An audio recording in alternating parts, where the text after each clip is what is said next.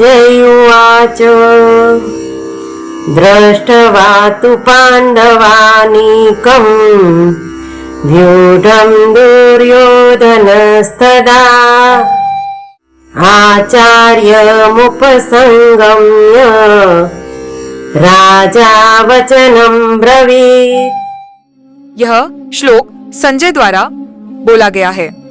संजय यहाँ तदा पद से कहता है क्योंकि धृतराष्ट्र का प्रश्न युद्ध की इच्छा वाले मेरे और पांडु के पुत्रों ने क्या किया, यह बात सुनने के लिए ही था। तू धृतराष्ट्र ने अपने और पांडु के पुत्रों के बारे में पूछा है, इसलिए संजय भी पहले धृतराष्ट्र के पुत्रों की बात दिखाने के लिए यहाँ तू पद का प्रयोग करता है। दृष्टवा स्वजनों को देखने के लिए प्रयोग हुआ है।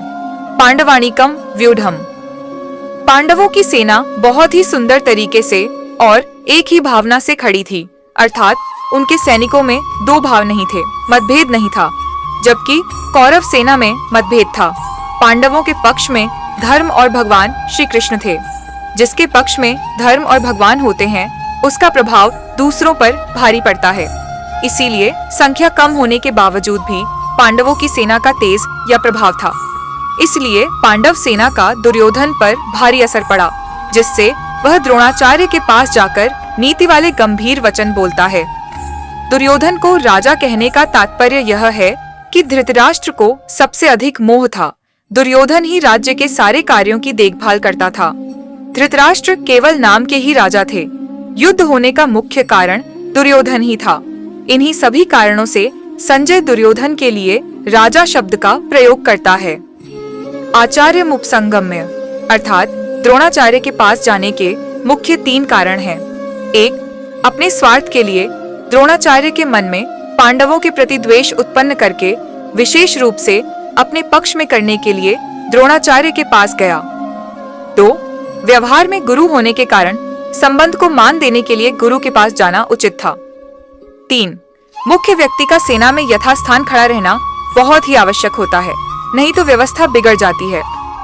इसीलिए दुर्योधन द्रोणाचार्य के पास स्वयं गया।